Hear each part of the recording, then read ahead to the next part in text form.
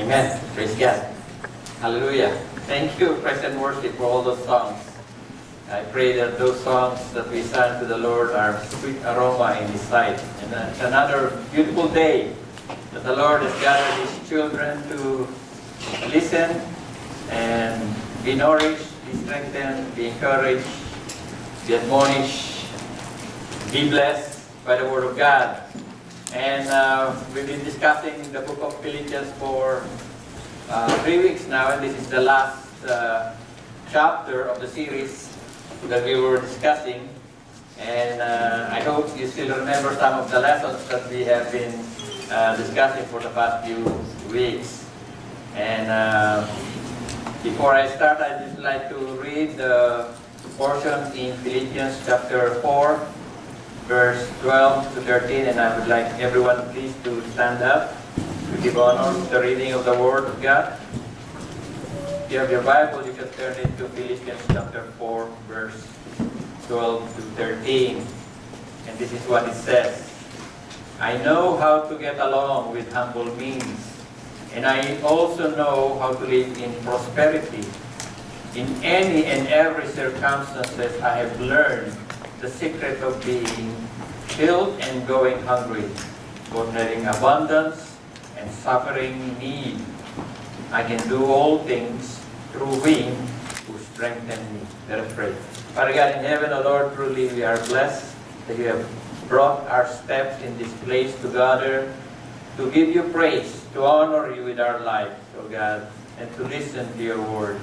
We pray, O Lord God, that You would remind us of all these things that we'll be studying and hearing today, O God. I just pray for Your Holy Spirit, our great teacher, our great comforter, would remind us all these things, O God. We pray, O Lord, to those who are not here and not able to join us, I pray that You would keep them safe as well. And to those who are not feeling well, O Lord, I just pray for Your mighty healing hand. Thank You, O Lord, O God, for this beautiful afternoon. And the glory and honor and praise belongs to You alone. In Jesus' mighty name. Amen. You may all be seated. Amen. Praise God. So, this is the last part of our series of studies, Philippians chapter 4. So, I praise God that we are doing this series of studies, book studies, because by doing so, we will have a deeper understanding of the Scripture. At the same time, we would see the context on those verses that we normally, say or recite, okay? Sometimes we recite some verses and we claim the promises from those verses, but we don't know the context of those verses, right? And sometimes we use it in a certain way, but if you really study the Scripture, it doesn't say that, right? So, I hope we will learn something new today, right? Or be reminded at least of the things that we'll be discussing. So, the first part that we have been discussing, the first three messages that we have been discussing is, the first one is, I hope it fits.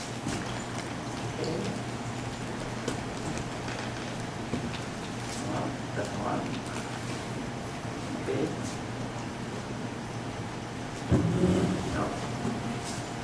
Yeah.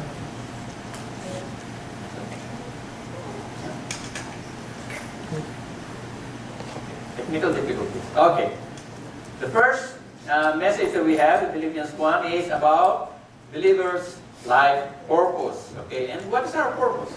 Right? We sang a song ago, a while ago now, do we give glory to God? Right? We praise God. Our believers' life purpose is to know Him, our Lord Jesus Christ. To live in Christ and to die is gain. That is what Paul mentioned. Then we have the second part, believers' life pattern. God has given us the pattern in Philippians chapter 2, and that is, again, is the Lord Jesus Christ. So our pattern, our purpose, is the Lord Jesus Christ. And then we have the third part, believers' life prize. What is that prize? And it says there, I press on toward the goal for the prize of the upward call of God in Christ Jesus. If you still remember the the message that I have delivered with regards to Philippians chapter 3, there are three things that I mentioned, and I hope you still remember it. What is the purpose or the goal of a Christian? To be Christ. like Him, right? And to know Him. Or first is to know Him, and then to be like Him, and then to be with Him in heaven. Okay? Our goal is not only to be in heaven, but our main goal actually is to be with our Savior in heaven. Wherever the Lord is, right? I don't mind, right? As long as I am with the Lord. That is our goal. And today we will be concluding our study, and today will be believers like power. If the Lord expects us to do something, I believe the Lord will equip us, right? And if you look at the early church, the believers, the early believers, they are just common people like you and me, right? There's nothing special about them. I think the only one that is really educated is Paul, but he was after that. The first 12 disciples were either fishermen, most of them are fishermen, some maybe some tax collector, and some, there's normal people like you and me, right? But they were available, right? They were willing to leave what they were doing and follow the Lord Jesus Christ. The same way with us, right? The same way with you and me, right? The Lord whom He called, He equipped, right? So don't expect to be equipped if you are not standing up, right? So you need to be willing to be used by God. The Lord will equip you, right? And praise God. Believers' life, power. Let me read the first passage in the book of Philippians chapter 4, verse 1 and up to 3. And this it says, "Therefore, my beloved brothers and sisters, whom I long to see, my joy and crown, stand firm in the Lord. In this way, my beloved, I urge Euodia and I urge Syntyche, if I pronounce it properly, to live in harmony in the Lord. Indeed, true companion, I ask you also help these women who have shared my struggle in the cause of the gospel to go there with Clement as well as the rest of my fellow workers whose names are in the book of life." So what is this all about?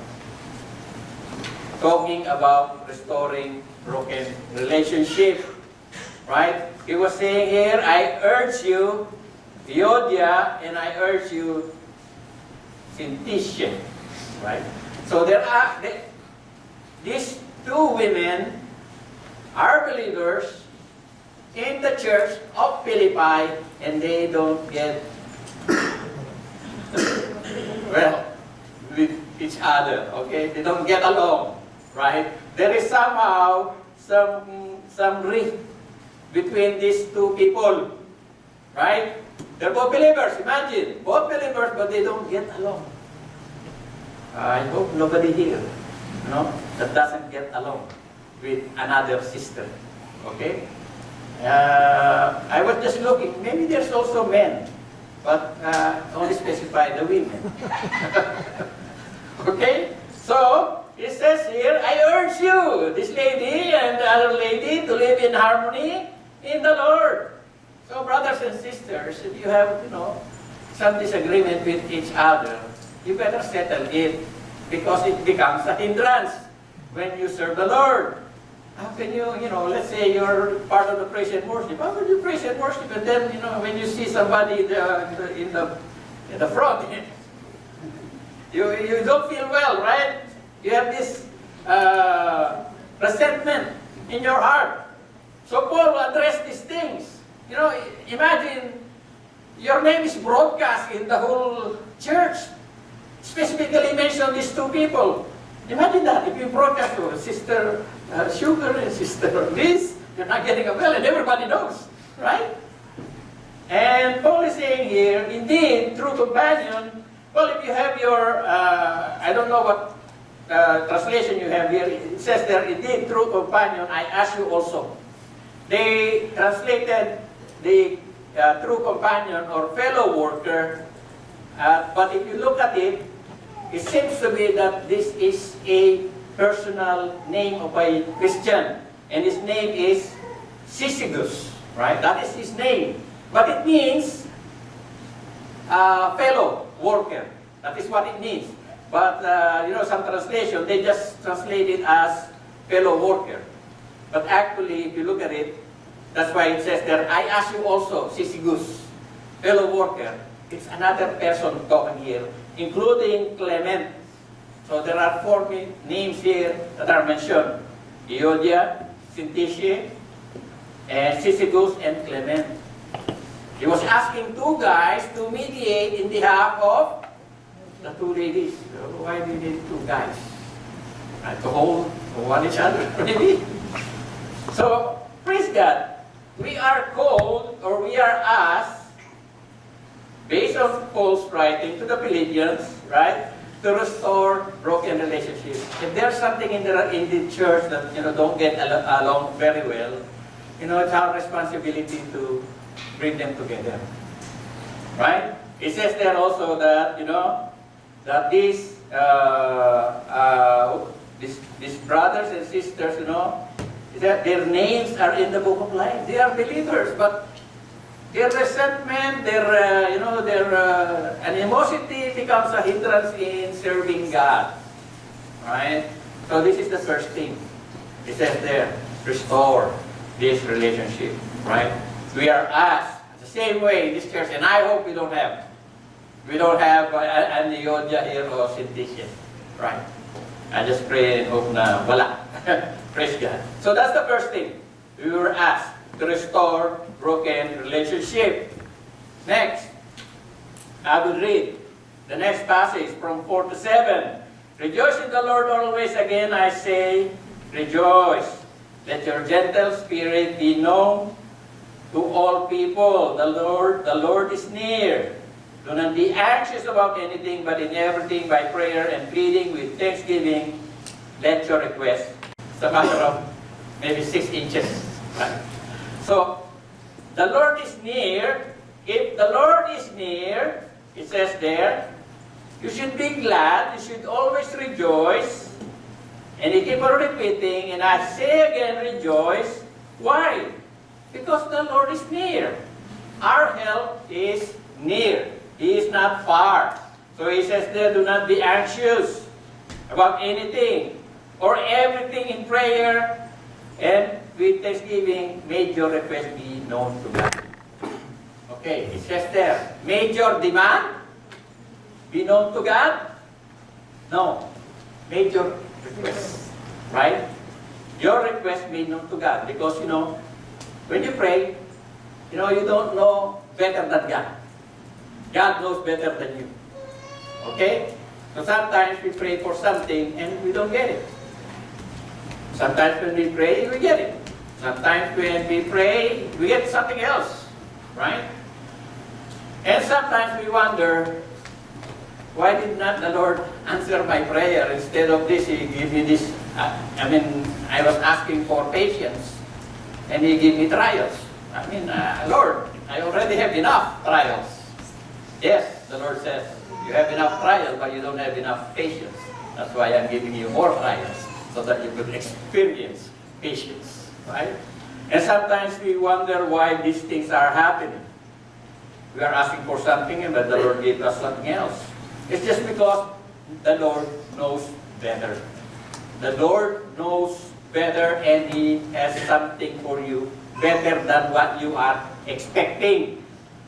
Sometimes maybe when you are in younger years, you like somebody, you're praying for this girl or this boy, and the Lord gave you someone else.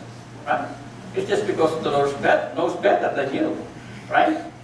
And it says there that you should rejoice and not be anxious. There's a habit sometimes that we do. We pray, we lift up our prayers, petitions, requests to the Lord. But still we are anxious. Do you feel that? You're praying for a job sometimes. Okay, Lord, give me a job, or give me this and that, or I pray for this and that. But then again, when we act differently. Have you experienced that? Because we think that this is not rational. No, if I'm praying for this and I act, based on that by faith, I mean, it's not rational. Maybe I should do something else. You try to manipulate the situation in order to have an upper hand. Have you experienced that? Or did it occur in your mind? Where you're asking for something, and then you are lying and cheating and conniving and doing something in order to get that aim that you are asking. I mean, how do you think the Lord will honor your request if you are doing something bad?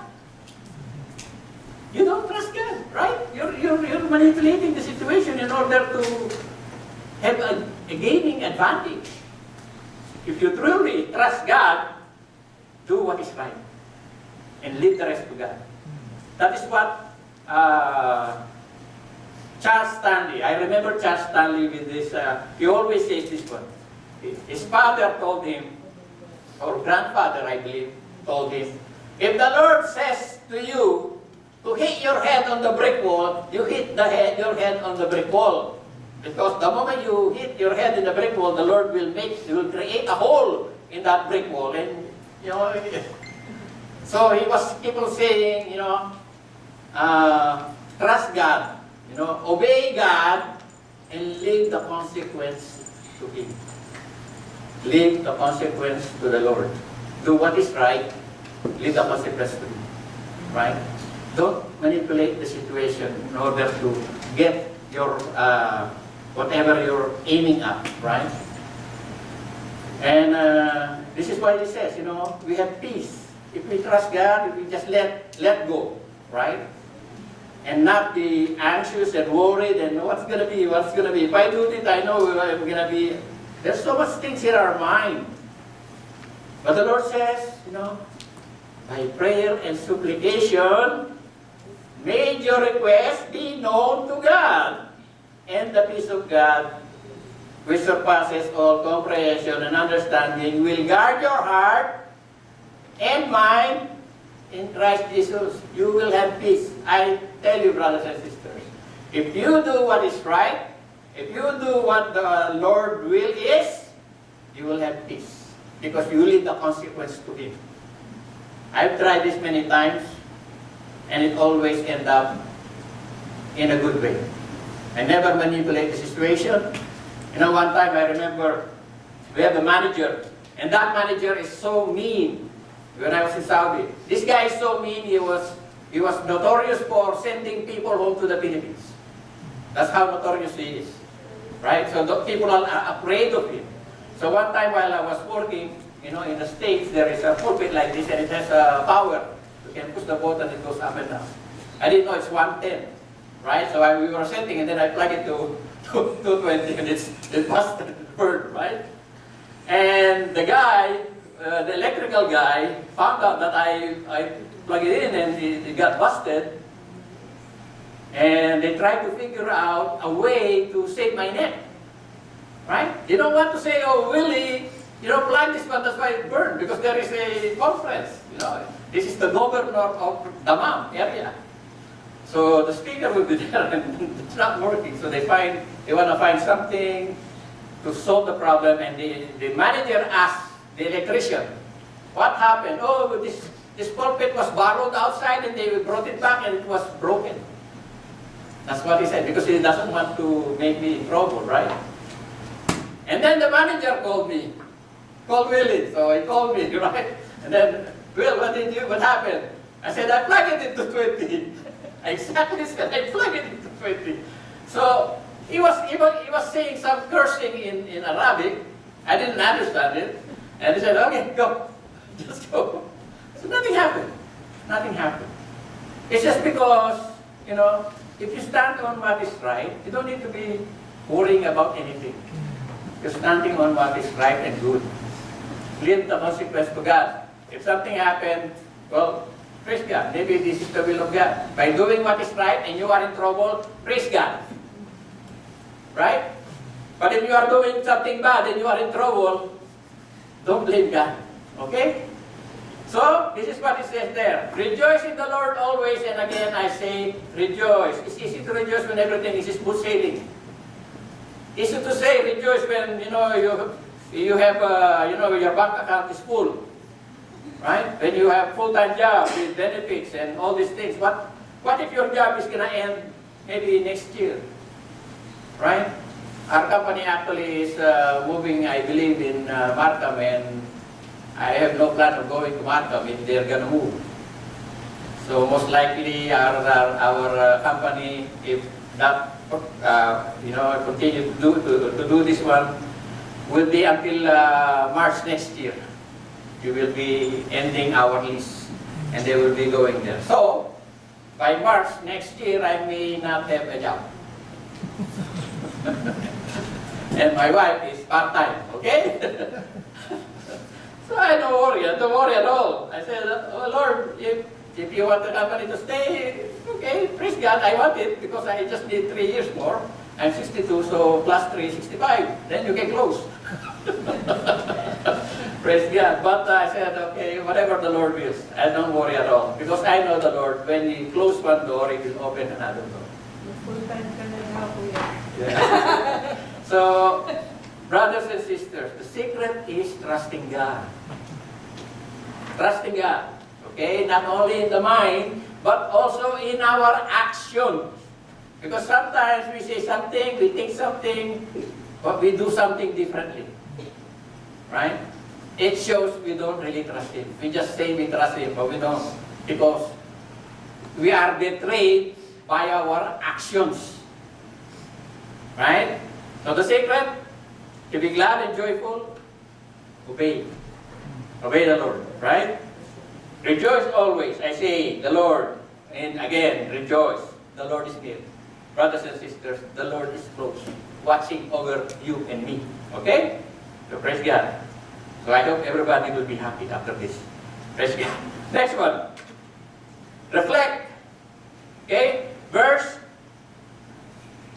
8 to 9. Finally, brothers, sisters, whatever is true, whatever is honorable, whatever is right, whatever is pure, whatever is lovely, whatever is commendable, if there is any excellence and if in anything worthy of praise, think about these things. As for the things you have learned, received, heard, and seen in me, practice these things, and the God of peace will be with you. Okay. Reflect, meaning to say, look backward. Maybe 5 years ago, 10 years ago, 15 years ago, 20 years ago, 25 years ago. Okay?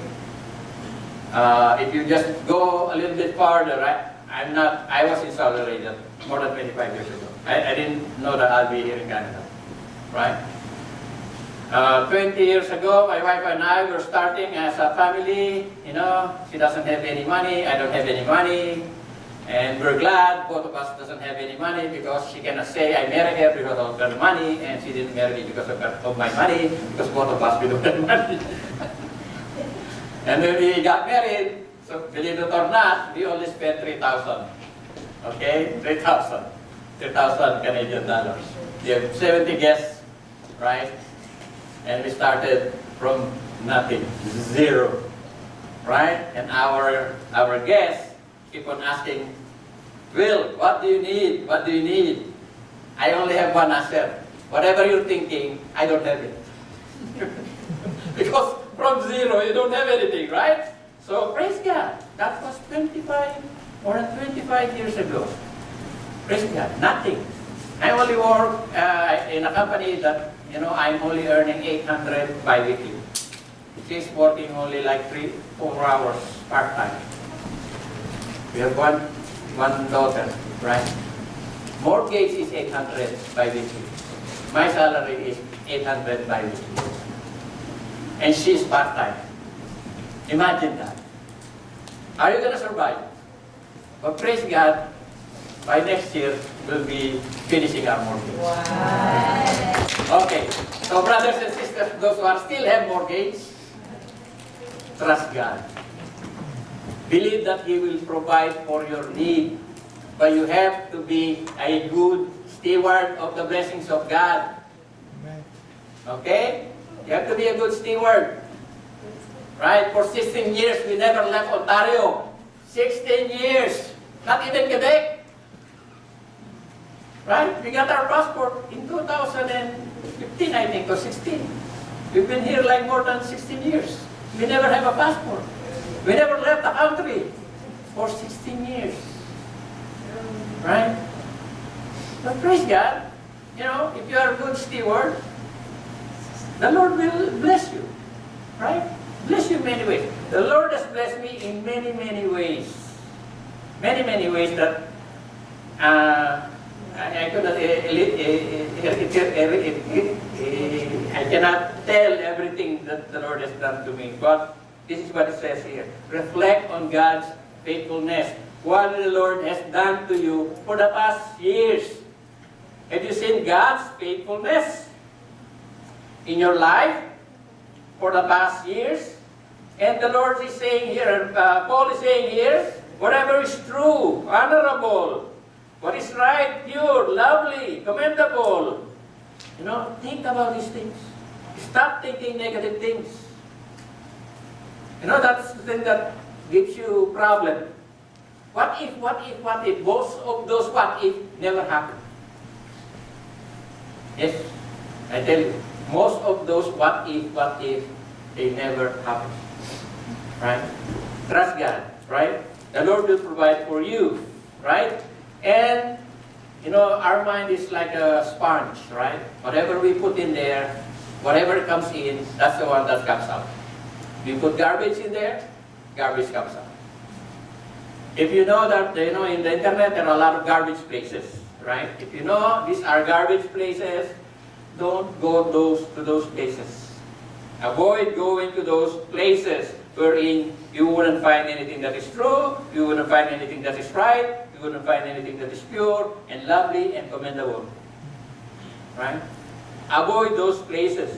If you want to have peace in life, avoid those negative things. Right? Think about the good things. Think about the blessings of God. You have to purge your mind, because sometimes if you stay too long, if you have put too much garbage in your mind, it takes a while to flush. It's not gone for like in a day or two. Sometimes it takes years before it is flushed away. Especially the way our brain are wired. Our brain are wired in a certain way that, you know, if you are keep on putting these things in your mind, it creates like a highway, right? And it's hard to rebuild that highway. No, because it's already, you know, the mind is already set there. It takes a while for that, you know, if you don't use that highway, it becomes sometimes, you know, it's gone, right? But that is the thing, you know, if we practice these things on the honorable things, the right things, the pure things, the lovely things, and commendable things, you know, then it says there, you know, if there's any excellence, any things that is worthy of praise, think about these things. Think about these things. Think about the Word of God. Think about the Word of God, right? And the work of God. And the things that we do for God.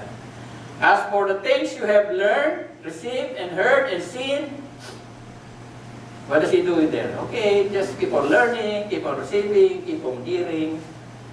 He doesn't stop there.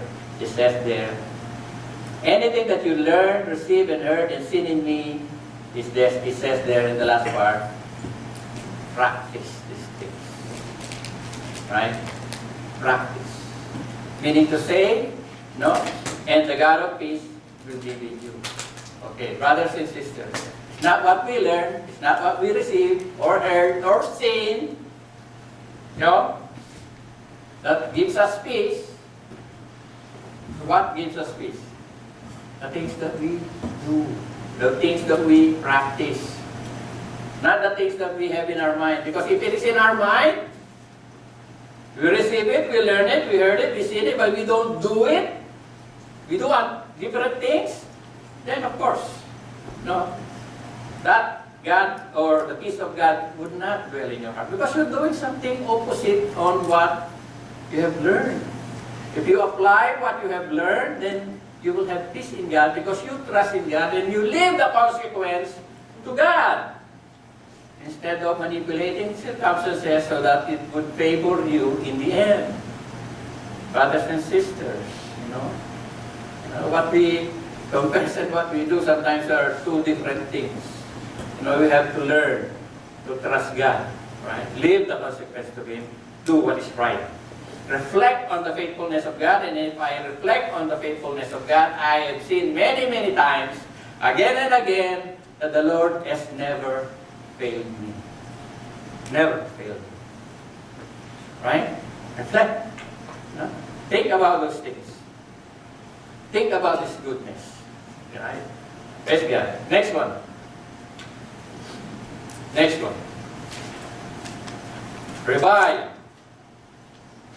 But I rejoice in the Lord greatly that now at last you have received, or you have revived your concern for me. Indeed, you were concerned before, but you lacked an opportunity to act. Not that I speak of for need, for I have learned to be content in whatever circumstances I am. I know how to get along with little. I also know how to live in prosperity, and in any circumstances I have learned the secret of being filled and not going hungry, both having abundance and suffering need. I can do all things through Him who strengthens me. Nevertheless, you have done well to share with me in my difficulty. Revive, right? Paul is commending the Philippian church because the Philippian church are a very generous church. They are a church that, in spite of their needs, they were able to send help. They were able to support Paul in his needs, even though, when he was in Thessalonica, he was being helped by these people, He was saying here, not that I speak for need, I have learned to be content. That's the thing. We have to learn to be content. It doesn't mean that we don't pursue in our career to be, to go in a higher level in our life, in our career. It doesn't mean that, but to be content on what you have. To be happy on what you already have rather than unhappy on the things that you don't have. You are unhappy because you don't have a Ferrari. But you have a Toyota. It's more reliable and cheaper. Right? You don't need a Ferrari. Right? Praise God. Paul is saying here to the Philippian church, you have revived your concern for me. Although I know you are concerned, but you don't have the opportunity. Now, brothers and sisters, the Philippian church were able to support a missionary. And we know that Paul is a missionary, right? We're able to support the missionary.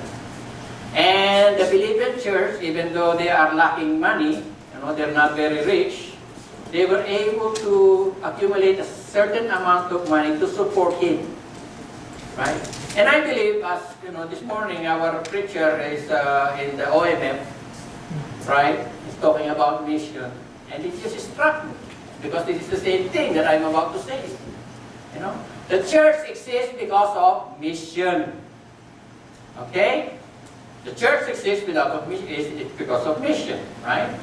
Now, when you look at the life of the Philippian church, they don't have a lot. And I believe our church is not that big. We don't have that much, right?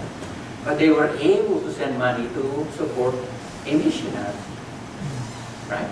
When we give our offering to the Lord, we don't give offering to the Lord what is left behind. We set apart a certain amount to be given to the Lord, whatever your heart's desire. We give it lovingly and joyfully. And, that offering that we give to the Lord, we set it apart. Not like it's a leftover. Right? It's like, okay, I'll do all these things first, and whatever is left, if there's something left, then I will give to the church. No, that's not how we give. We give, we already set the amount. And whatever is left, then we manage whatever is left. Right? If you need to do this, buy that. But you always set the priority. The things that you need to think about is setting apart a certain amount to be given to the work of God. Right? Because we have expenses. We have to rent. Right? We have so many expenses, right? We can cut short those expenses, right? And prioritize our mission. Right? If we have something that we shouldn't be spending this money for something else, what we take for granted, what we have right now, is already a survival for those people in the mission. Maybe you're just drinking coffee here and there, $1 or $2, right? And in a month, you maybe have, spent maybe $30 or $60 a month, right? For us, it's just a coffee. But to those people who are, in the mission field, that is already their livelihood. We have to consider that, right? So when we expect, the church to give a certain portion of amount to help the church, I believe the church as well has the responsibility to set apart a certain amount for mission priority. Because that is the heartbeat of the church, the mission, right? And I believe we have supported missionary here also, right? Same way in MFBC. And we're glad in MFBC the building is already paid for. That's why we have more missionary, because we don't pay for the building anymore, just the maintenance. So praise God. It says there that, Paul is very thankful to the brothers and sisters who were able to support him in time of need. It says there, you have done well to share with me in my difficulty. Missionary needs supports, right? And this is a sad thing, that people always quote this verse, Philippians 4:13. I can do all things through Him who strengthens me. And what they do spelunking, they do skydiving, they do whatever crazy things they do. And quoting this verse, I can do this. I can bungee jump from CN Tower. I can do these things. A lot of people quote these things out of context, right? But Paul is saying here, I could survive with something with me or nothing with me. I can manage. He says that I become content in whatever circumstances I am in. I mean, sometimes I am in need, sometimes I am in abundance. In every circumstances, I have suffered need, I got hungry, but in all these things, I give thanks to God. I am content. And I can do all these things because there's somebody there who gives me strength to do it. Same thing for you and me. The Lord is there to give you strength to do the bidding of the Lord for His glory and for His name's sake. Amen. So I believe, that we would continue to support missionaries, the Lord, in the Lord, right? So praise God. That's the fourth part, last part. Praise God. Okay, replenish. You yourselves also know, Philippians, that at the first preaching of the gospel, after I left Macedonia, no church shared with me in the matter of giving and receiving, except you alone. For even in Thessalonica, you said, give more than once for my needs. Not that I seek the gift itself, but I seek the profit which increased to your account. But I have received everything in full and have an abundance. I am amply supplied. Having received from Epaphroditus what you have sent, a fragrant aroma, an acceptable sacrifice, pleasing to God. And my God will supply all your needs according to His riches and glory in Christ Jesus. Now to God our Father and Father be the glory forever and ever. Amen. Greet everyone or every saint in Christ Jesus. Brothers who are with me, greet you. All the saints greet you, especially those in Jesus our soul. The grace of God, the grace of the Lord Jesus Christ be with you, with your spirit. Again, another misquoted verse. And my God will supply all your needs according to His riches and glory in Christ Jesus. Another misquoted verse. People are always quoting this verse. Oh, the Lord will supply all my needs. Philippians 4:19. But they are not giving. You know, they're very stingy. They're very tight. They don't want to give. Right? What is the context of this passage that Paul is saying, my God will supply all your needs according to His riches and glory? He was saying to the Philippian church, because you don't have that much, but you are still willing to support me and help me by sending this money to support the ministry of the Lord. Therefore, the Lord will bless you. So never quote this verse if you're not supporting the church. Okay, you're not allowed to quote this verse if you are not helping. You know, Paul is saying this to the church that doesn't have enough. Right? They're not wealthy. They're poor. Right? But still, you know, generosity, brothers and sisters, does not depend on the amount of money you have in the bank. Right? Generosity does not necessarily mean, you know, you have to have a lot. The Philippian church are generous in spite of their need. They were able to support, not once, not twice, but many times, to support the work of God with Apostle Paul.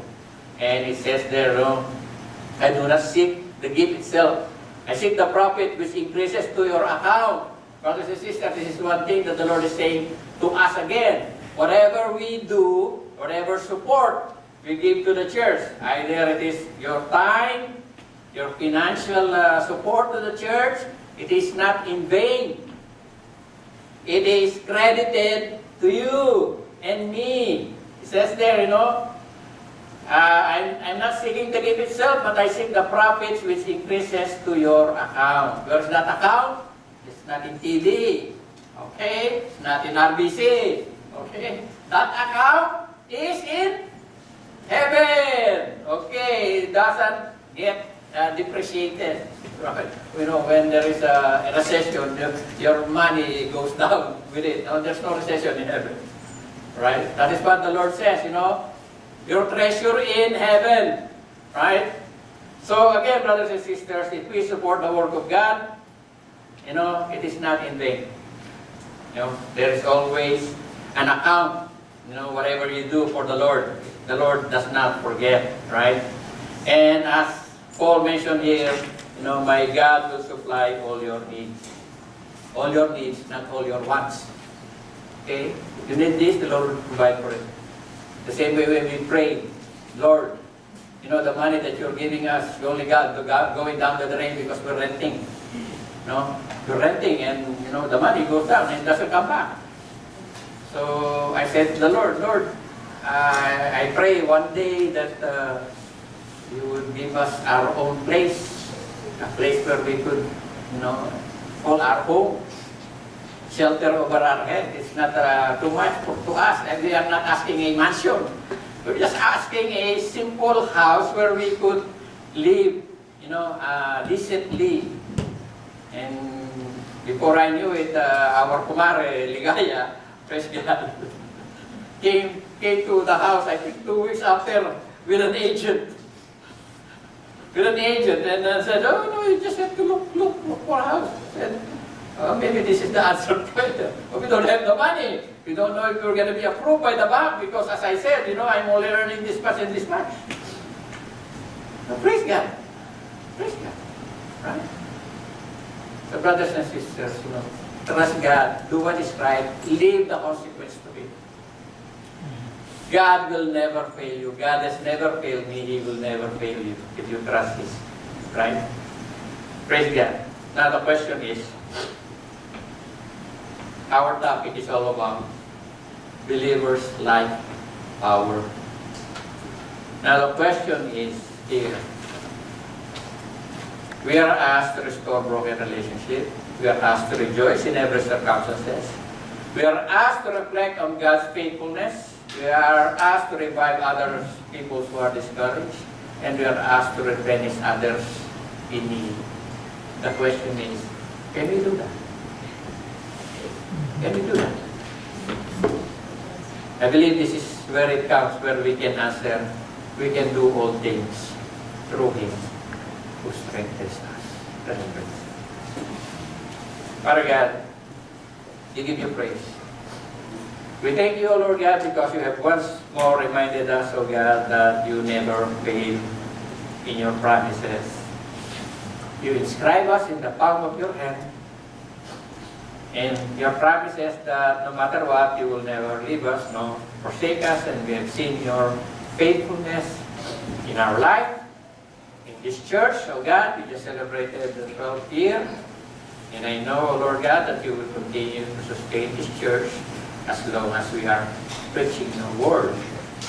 Pray, Lord God, that we will all mature in the faith, and we will all be willing to serve you, oh God. And all of this is for your glory and honor. In Jesus' name we pray. Amen.